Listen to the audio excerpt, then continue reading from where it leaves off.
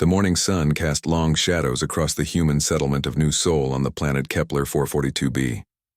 8-year-old Hana Kim sat on her front porch, watching her white pet rabbit Snowball hop around their small garden. The rabbit was her best friend on this strange new world where everything glowed with soft blue light at night. "Snowball, come here," Hana called softly. But the rabbit had other plans. It squeezed through a gap in the fence and bounded toward the dark forest beyond. "The settlement walls, no, Snowball, wait!" Hana jumped up and chased after her pet. She knew she was not supposed to go beyond the protective barriers, but Snowball was getting farther away with each hop. The forest was unlike anything from Earth. Trees stretched high into the purple sky, their bark shimmering with silver patterns. Strange flowers bloomed in colors that had no names, and the air hummed with the sounds of alien insects. Hana pushed through thick bushes, following the flash of white fur ahead of her. "Snowball, please come back," she whispered, her voice shaking. The deeper she went, the stranger everything became. Vines hung like curtains from the branches, and mushrooms as tall as her father glowed with soft green light. Hours passed as Hana searched for her rabbit. The alien sun was setting and the forest was growing darker. The blue glow was starting to appear on the plants around her, but instead of being beautiful, it now seemed scary. She realized she was completely lost. Hana sat down on a fallen log and began to cry. She missed her parents. She missed Earth. She even missed her boring old school back home. This planet was supposed to be their new beginning, but right now it felt like the end of everything. A deep growling sound came from the shadows behind her. Hana turned around slowly.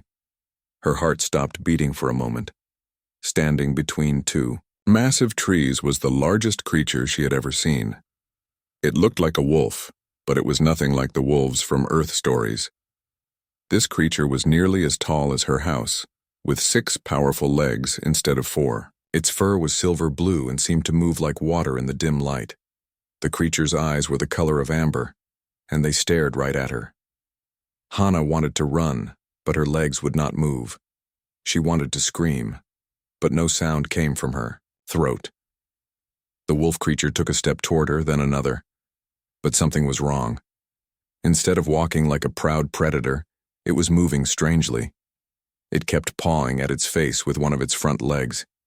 Its massive head shook from side to side, and it made sounds of pain that echoed through the forest. Hana watched as the creature stumbled and fell to the ground. It rolled onto its side and continued to claw at its snout. She could see something was terribly wrong.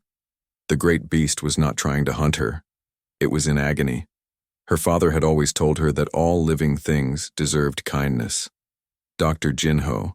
Kim was a doctor who helped people, and he taught Hana that helping others was the most important thing anyone could do.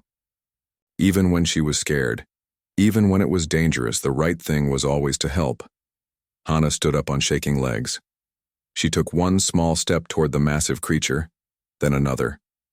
The wolf noticed her movement and raised its huge head.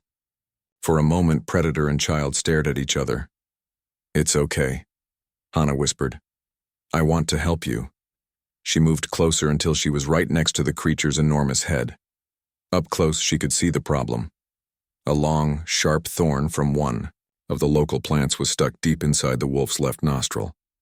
The thorn was as long as her hand and covered with barbs. Every time the creature breathed, the thorn moved and caused more pain. The wolf's amber eyes followed her every movement, but it did not try to bite or claw her. It seemed to understand that she wanted to help. Hana reached into her backpack and pulled out her water bottle. She poured a little water on her hands to clean them, just like her father had taught her. Then, very carefully, she reached toward the creature's nose.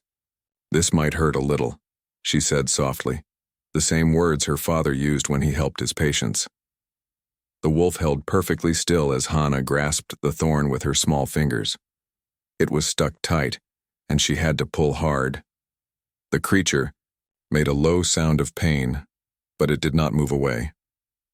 Hana pulled harder, and suddenly the thorn came free. The wolf let out a sound that might have been relief. It lifted its massive head and breathed deeply for the first time in hours. A small amount of blood came from its nostril, so Hana poured clean water over the wound to wash it. There, she said, sitting back. That should feel much better. The wolf stared at her with those golden eyes. Slowly, carefully, it moved its huge head closer to her. Hana felt warm breath on her face as the creature sniffed her gently. Then, to her amazement, it touched her cheek with its nose in what could only be described as a thank you. They stayed like that for several minutes, girl and beast, in the glowing forest. Hana was no longer afraid. The wolf was no longer in pain. Something had changed between them, something that neither of them fully understood but both of them felt. A distant sound broke the spell. Voices were calling her name from far away. Her parents had discovered she was missing and were searching for her. I have to go, Hana whispered to the wolf. My family is looking for me.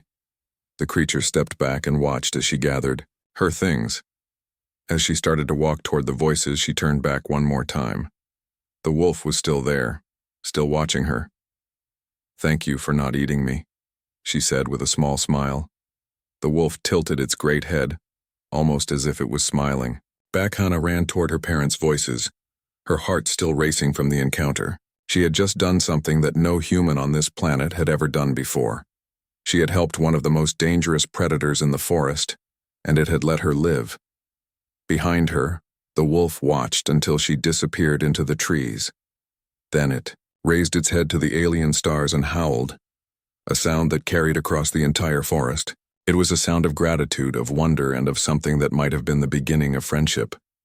Neither Hana nor the wolf knew it yet, but this moment would change everything. Not just for them, but for every human and every creature on the planet. Sometimes the smallest acts of kindness create the biggest changes in the universe. The forest glowed brighter as the night deepened, and somewhere in the distance, Snowball the rabbit hopped safely back toward home.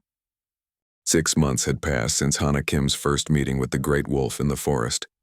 She had never told her parents about what happened that day. How could she explain that she had touched one of the most dangerous creatures on the planet and lived to tell about it?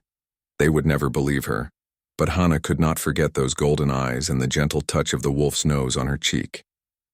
Every few days, she would sneak to the edge of the settlement with small pieces of food from her dinner.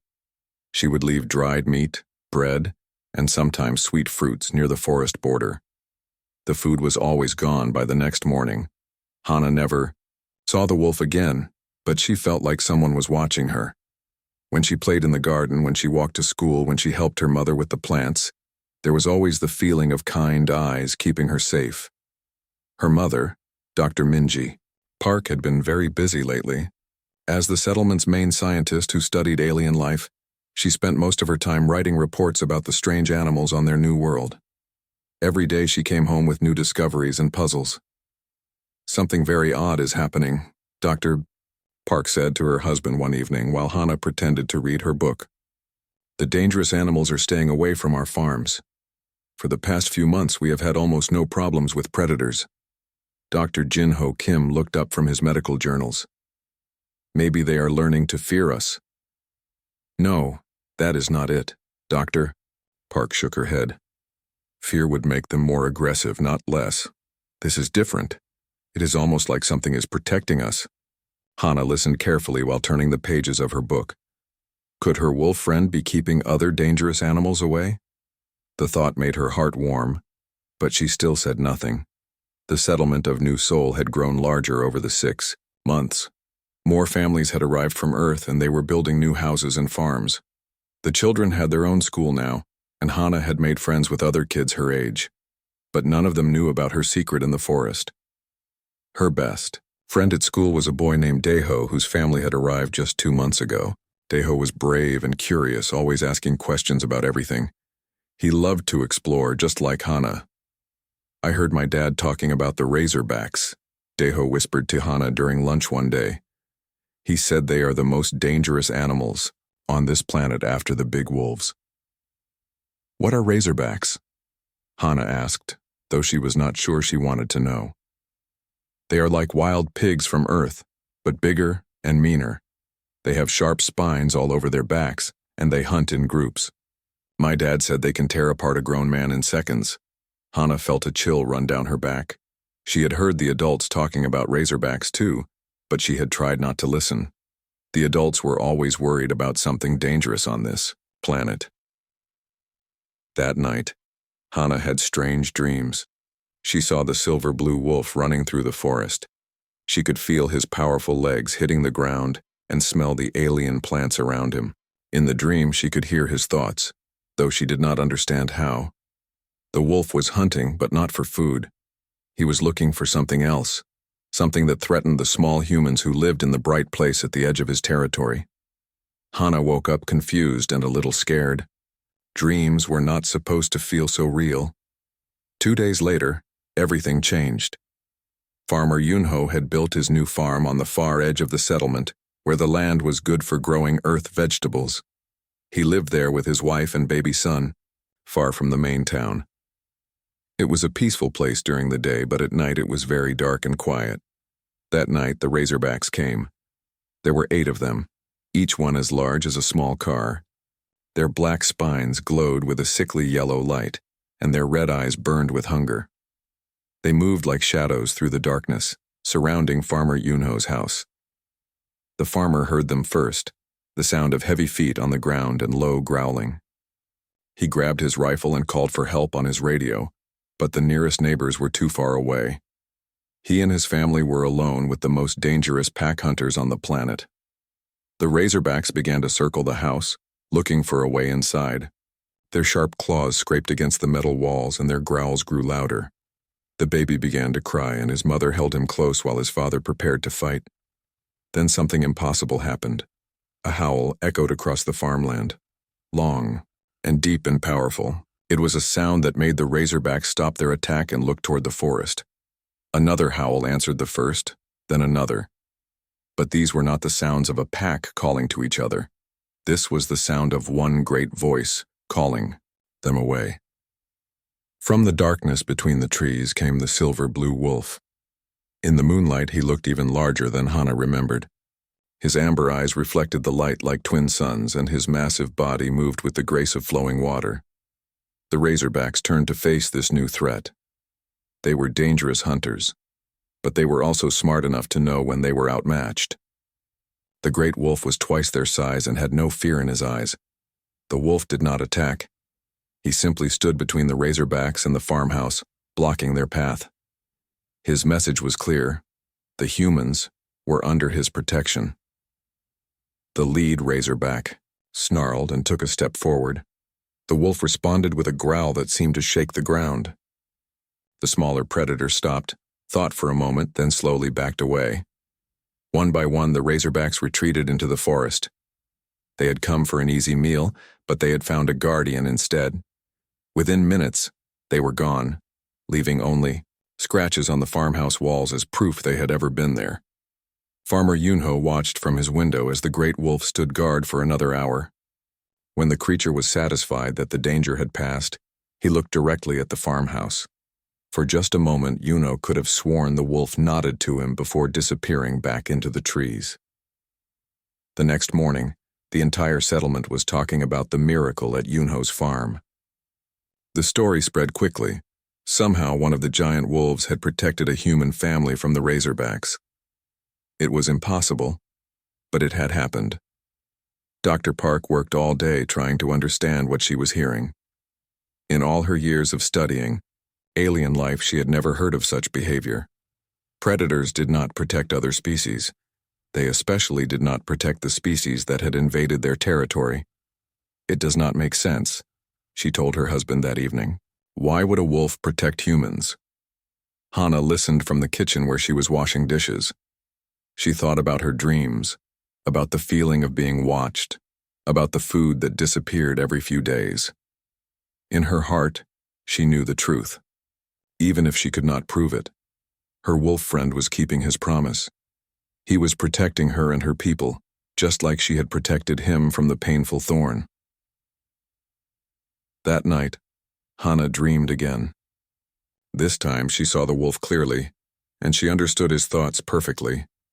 He was thinking about a small human child with kind eyes and gentle hands. He was remembering the moment when pain became relief, when fear became trust. In the dream, the wolf spoke to her without words. "Small one who helped, I watch over your people. This is my promise to you." When Hana woke up, she was smiling. She finally understood that some friendships are deeper than words, stronger than fear, and more powerful than the differences between species. Somewhere in the forest, a great wolf settled down to sleep, knowing that the humans in his territory were safe for another night. 2 years had passed since the night the great wolf saved Farmer Yunho's family. Hana Kim was now 10 years old, taller and braver than before. Her secret friendship with the wolf had grown stronger through their dream conversations, though she still had never seen him again with her own eyes. The settlement of New Seoul had grown into a real town. There were shops, schools, and even a small hospital where her father worked. More families arrived every month, and the humans were spreading out across more land to build farms and homes. But with growth came new dangers. Dr. Minji Park had been studying reports from other human settlements across the planet. The news was not good. 3 colonies had been attacked by creatures the survivors called shadow scales. These were not simple animals like the razorbacks. The shadow scales were smart, organized, and seemed to hate humans with a burning passion. They are like reptiles, but they walk on 2 legs like humans, Dr. Park explained to the town council. They use tools and weapons. They plan their attacks carefully. This is not random animal behavior. This is war. The adults tried to keep the children from hearing too much about the shadow scales, but kids always found out about scary things. Hana learned about them from listening at doors and watching the worried faces of grown-ups. According to the reports, shadow scales were as tall as adult humans but much stronger. Their skin was dark green and covered with hard scales that could stop bullets. They had long claws, sharp teeth, and yellow eyes that could see in complete darkness. Worst of all, they seemed to enjoy hurting people. "Why do they hate us so much?" Hana asked her mother one evening. Dr. Park sighed. "We do not know, sweetheart. Maybe they see us as invaders on their planet. Maybe they are just naturally aggressive, or maybe something else is making them angry." Hana thought about this. In her dreams, the wolf had shown her many things about the planet. She had seen through his eyes how the land had looked before humans came. It had been wild and free, with many different creatures living in balance. Maybe the shadow scales were angry because humans were changing everything. The town leaders decided that families should not go camping or exploring alone anymore. It was too dangerous, but Dr. Park needed to study the soil and plants in new areas to help the farmers grow better crops. So she planned a big camping trip with several families, including many adults with weapons to keep everyone safe. Hana was excited about the camping trip. She had not been far from town in months, and she missed the wild beauty of the alien forest. Her parents packed their scientific equipment, and other families brought their children too. There were 15 people total, including 5 adults with military training. They chose a spot near a clear stream about 10 kilometers from town. The area had good soil for farming and plenty of water. If it was safe, more families might move, there to start new farms. The first day of camping was wonderful. Hana helped her mother collect plant samples while her father studied the local wildlife. The other children played games and explored the stream. The adults set up a strong perimeter with motion sensors and electric barriers. Everyone felt safe and happy as the alien sun set and the forest began to glow with its mysterious blue light. They should have been more careful. The attack came just after midnight when most people were sleeping. The shadow scales had been watching them for hours, studying their defenses and counting their weapons. These reptilian hunters were smarter than anyone had imagined. Hana woke up to the sound of screaming and gunfire. Through the thin wall of her tent, she could see dark shapes moving between the trees. The shadow scales were everywhere, moving like deadly shadows through the camp. "Hana, hide," her mother shouted as she grabbed a rifle. "Get in the equipment storage and do not come out no matter what you hear." Hana crawled on her belly toward the large metal box where they kept their scientific tools. Behind her, she could hear the terrible sounds of battle. The humans were fighting hard, but they were outnumbered. From inside the storage box, Hana listened to the worst sounds she had ever heard. The gunfire stopped first, then the shouting, then even the crying. When everything became quiet, she was afraid to breathe. Hours passed before she dared to peek outside. The camp was destroyed. Tents were torn apart. Equipment was scattered. everywhere, and there was no sign of any people.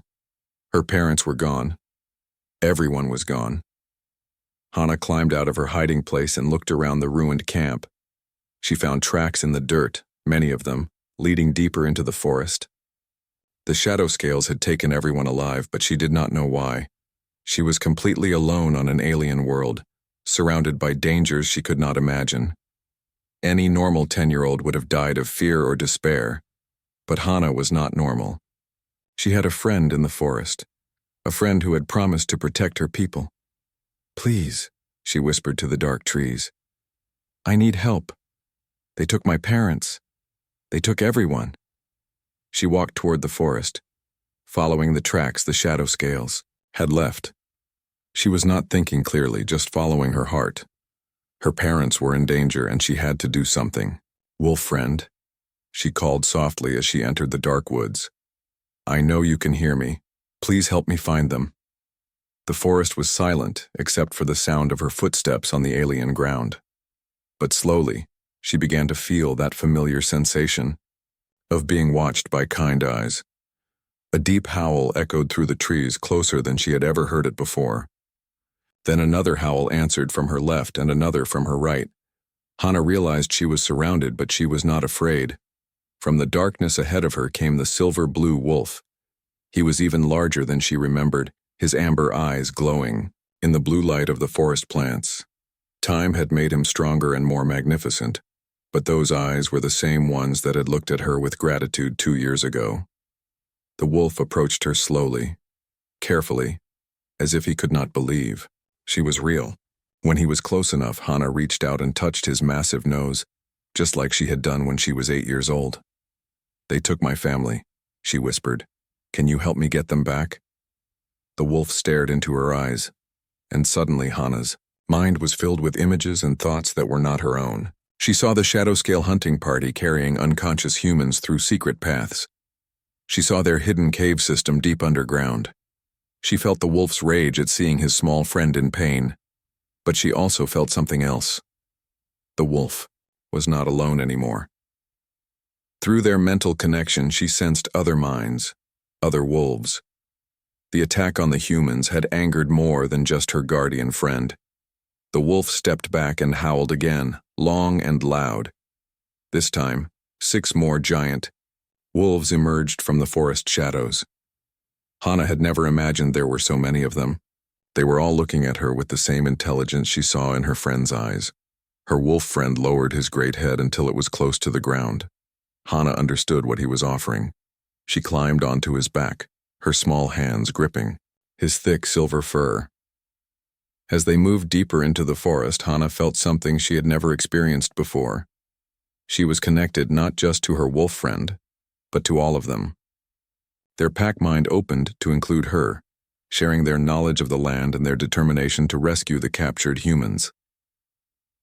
For the first time in the history of the planet, a human child was riding with a pack of the greatest predators in the world. They were going to war against the shadow scales, and they were going together. The hunt had begun, and this time, the humans would not be alone. Riding on the back of her wolf friend through the dark alien forest was like flying through a dream. Hana held tight to his thick silver fur as he ran with incredible speed between the glowing trees. The other 6 wolves ran beside them, their powerful legs carrying them across the rough ground as if it were smooth as glass. Through the pack-mind connection, Hana could feel everything the wolves felt. She knew they were following the trail of the shadow scales, a scent path that led deeper into parts of the forest where no human had ever gone. The reptilian creatures had carried the captured people for many hours, but the wolves were much faster. As they ran, Hana learned things about her wolf friend that amazed her. His name, in the wolf language of thoughts and feelings, meant something like strong protector of the small ones. The other wolves called him by this name because of what he had done for her people. She also learned that what she had done 2 years ago was more important than she had ever imagined. Among the wolf people, removing a thorn from someone's nose was a sacred act. It meant you were willing to risk your own life to ease another's pain. No human had ever done such a thing before. The story of the little thorn puller had spread among all the wolves on the planet, They had watched the humans for months, trying to understand these strange creatures who could show such kindness to their enemies.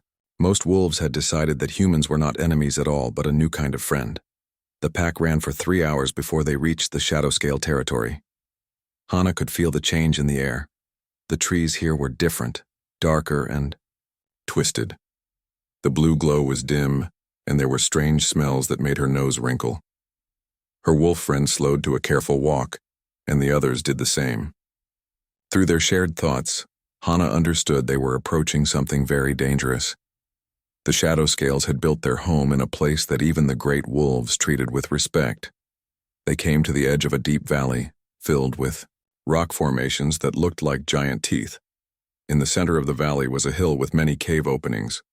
Smoke rose from several of the caves, and Hana could see shadow scale guards moving around the entrances. "They are down there." Her wolf friend's thoughts whispered in her mind. "Your people are in the deep caves, but there are many enemies, and the caves are like a maze. We must be very careful." Hana studied the valley through the wolves' sharp eyes. She counted at least 20 shadow scales that she could see, and she knew there were probably many more inside the caves. The reptilian creatures were bigger and stronger than humans with natural armor and deadly claws. But the wolves had advantages too. They were faster, stronger, and smarter than the shadow scales realized. Most importantly, they had something the reptiles would never expect: a human ally who could think like both species. "I have an idea," Hana whispered to her friend, "but it will be dangerous for me."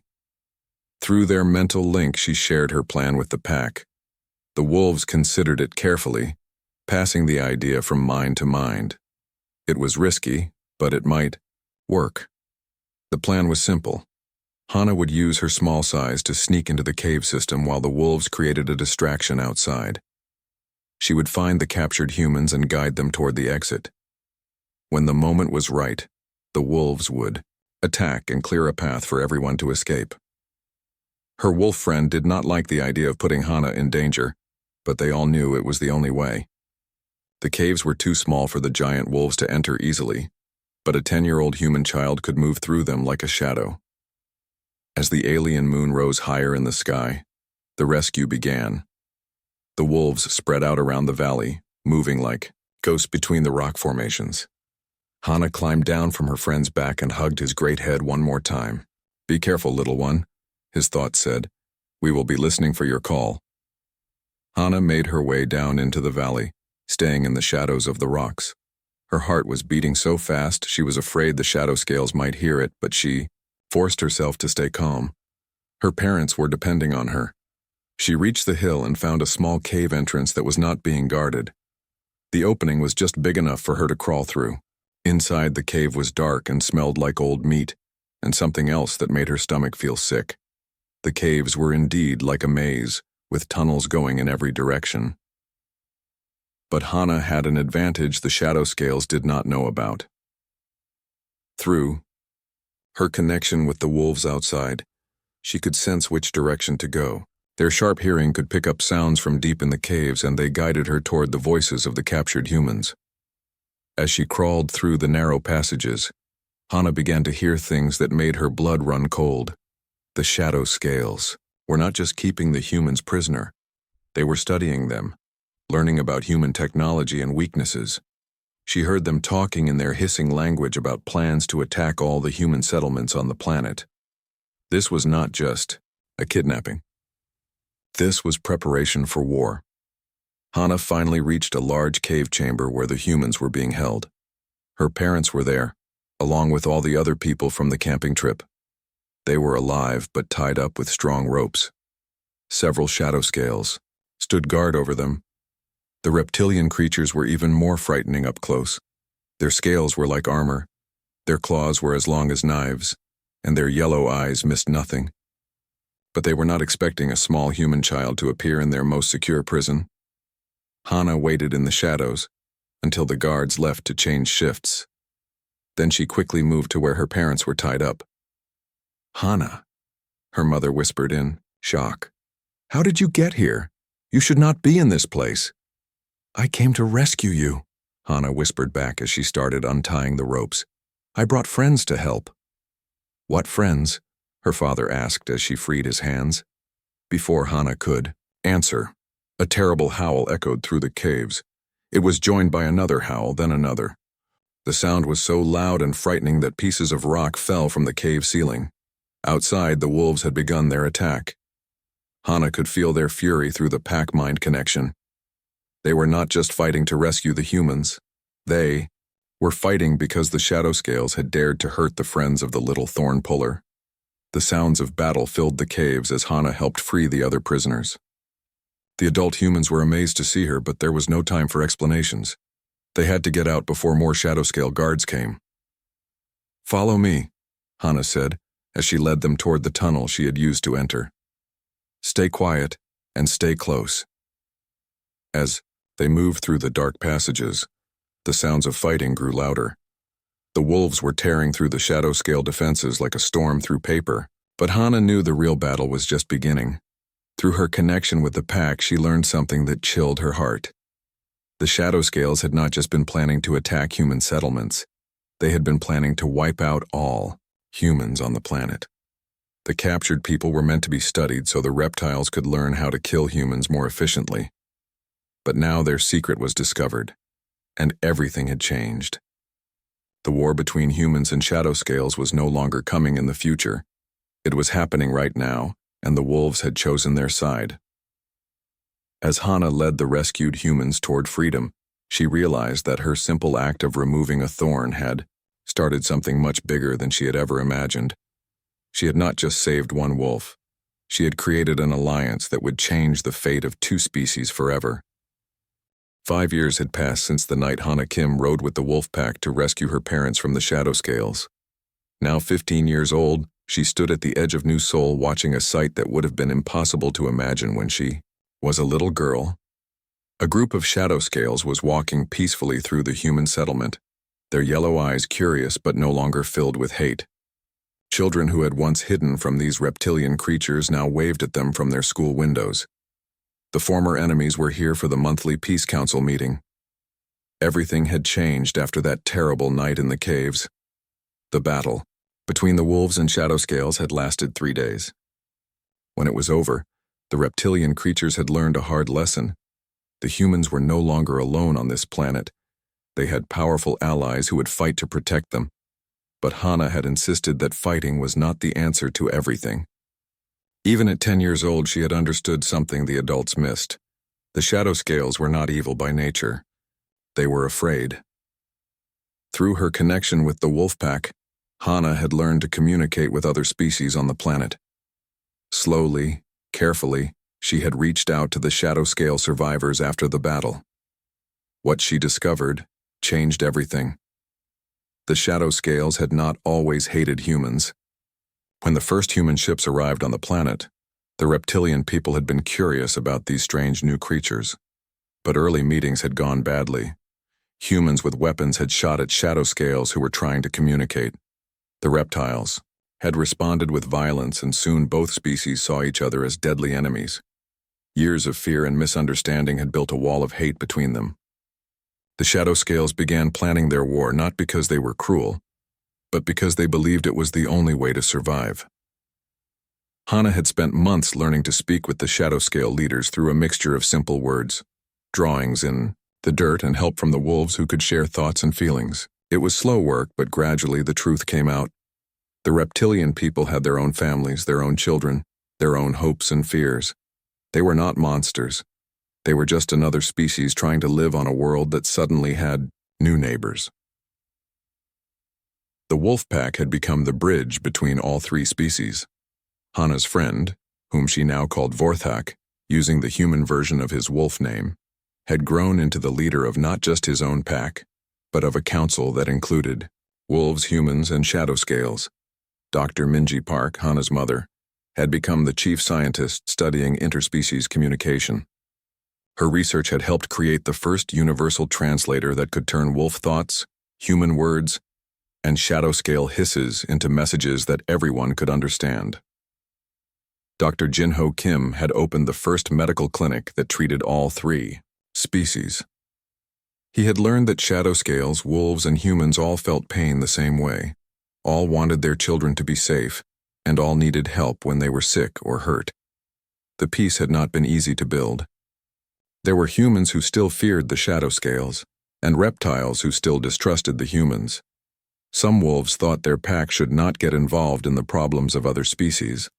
But Hana had become something that had never existed before, a translator between worlds. She could speak the wolf language of shared thoughts, the human language of spoken words, and the shadow scale language of sense and gestures. More than that, she could help each species understand how the others felt and thought. The colonial government on Earth had been shocked when they received reports about the peace treaty. They had sent Hana an official document naming her the first interspecies ambassador in human history. She was only 13 years old at the time. Now, 2 years later, she was preparing to leave the planet that had become her home. She had been accepted to the best university on Earth, where she would study xenobiology and diplomacy. The plan was for her to return to Kepler 442b as an adult and help expand the peace to other worlds where humans were settling. But leaving meant saying goodbye to Vorthak, her oldest and dearest friend. The great wolf was now ancient by his species standards. His silver-blue fur had turned almost white, and he moved more slowly than before. But his amber eyes were still bright with intelligence and love.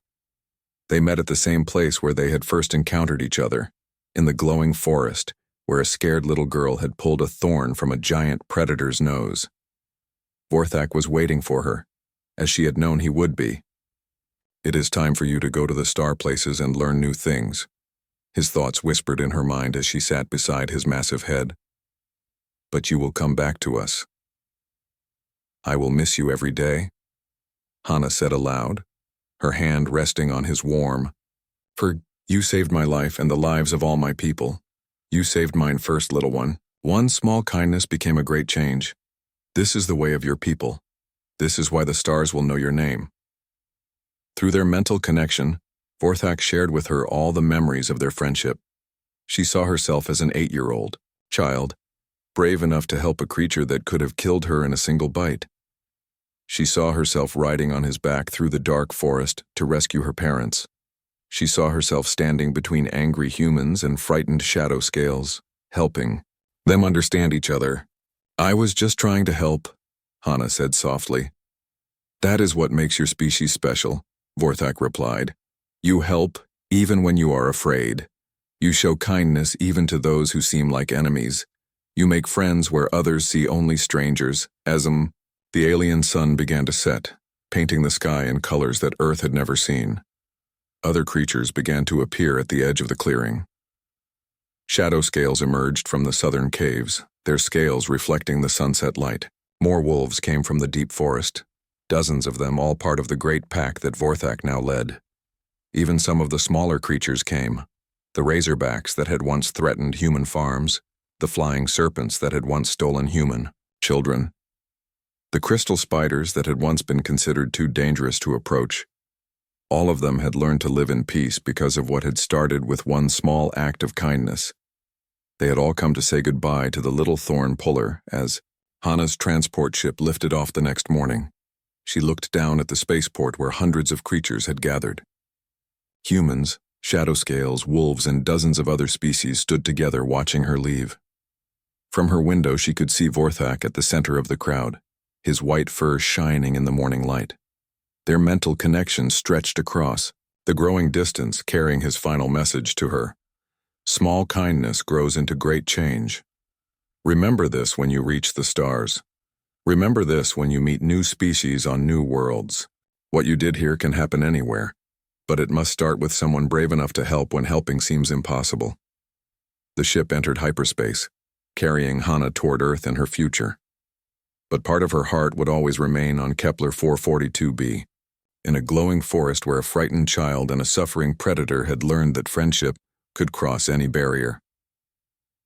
Years later, when Ambassador Hana Kim helped establish peace between humans and the crystalline beings of Tau Ceti, she would remember Vorthak's words. When she negotiated the first trade agreements with the sea peoples of Proxima Centauri, she would think of the lesson she learned as a child. The greatest changes in the universe often began with the smallest acts of kindness. All it took was someone willing to reach out their hand, even when they were afraid, even when it seemed impossible, even when the other person looked nothing like them at all. On Kepler 442b, in a forest where 3 species now lived as friends, an old wolf would sometimes howl at the stars and remember a little human girl who had changed the world by removing a simple thorn. And somewhere among those stars, a young woman would hear that howl in her dreams and smile, knowing that true friendship could reach across any distance, survive any separation, and last forever.